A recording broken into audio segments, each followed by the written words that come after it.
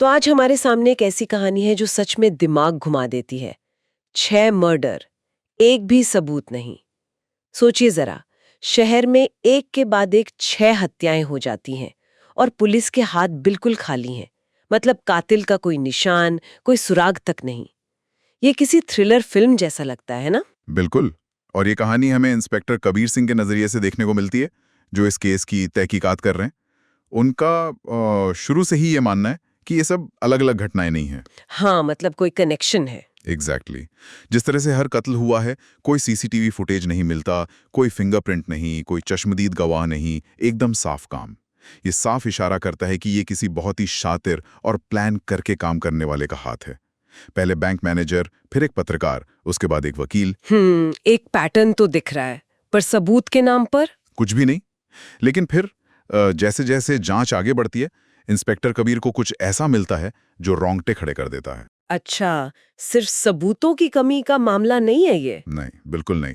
बात उससे कहीं ज्यादा गहरी निकलती है। जब इंस्पेक्टर कबीर थोड़ी और खुदाई करते हैं तो पता चलता है कि ये जो 6 लोग मारे गए हैं, ये सभी एक पुराने केस से जुड़े थे।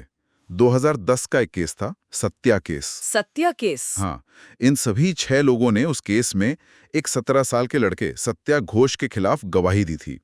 मामला एक छोटी बच्ची के साथ ज्यादती और फिर हत्या का था, तो इन्हीं गवाहियों के आधार पर सत्या को सजा हुई थी।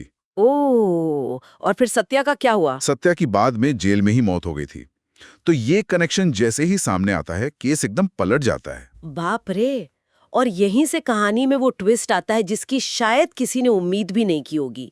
सत्या का कोई भाई था? बिल्कुल सही। पता चलता है कि सत्या अकेला नहीं था, उसका एक जुड़वा भाई था, आरव। ये जानकारी तो जैसे मतलब पूरी पहेली का सबसे अहम टुकड़ा बन जाती है। हाँ, क्योंकि ये एकदम अचानक सामने आया। बिल्कुल। आरव, जिसके बारे में बहुत कम लोग जानते थे, जानकारी मिलती है कि वो बचपन से ही थोड़ा अलग था। शायद कुछ कह सकते हैं मनोवैज्ञानिक दिक्कतें थीं उसे। चुप रहता था ज्यादातर, पर दिमाग बहुत तेज था उसका। और सबसे अजीब बात, सबसे रहस्यमयी बात ये कि जैसे ही सत्या जेल गया, आरव गायब हो गया। किसी को नहीं पता था वो कहाँ है, क्या कर रहा है। तो अब पुलिस का सबसे बड़ा शक यही है कि आरव वापस आया है अपने भाई की मौत का बदला लेने। बदला।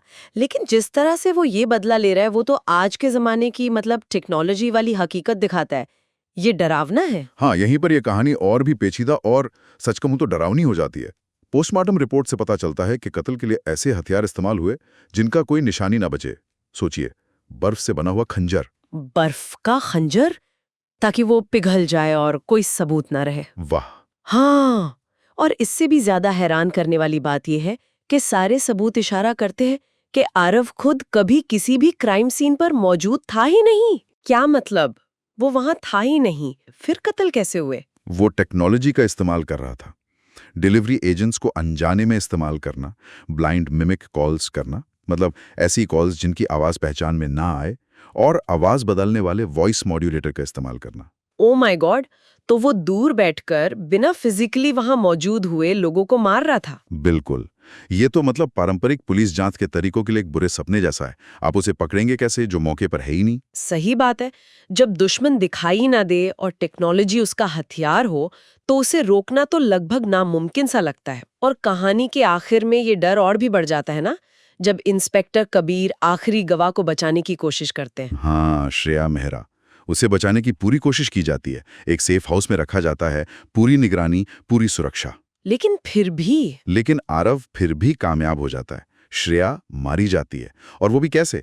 बिना कोई खिड़की या दरवाजा टूटे या खुले। मौके पर सिर्फ एक नोट मिलता है। और नोट क्या लिखा था उसमें? उस पे लिखा था, 6 हुए, अब आप इंस्पेक्टर साहब, यानी अब खतरा सीधा इंस्पेक्टर कबीर पर है। ओह, तो ये कहानी सिर्फ एक क्राइम थ्रिलर नहीं है। नहीं, बिल्कुल नहीं।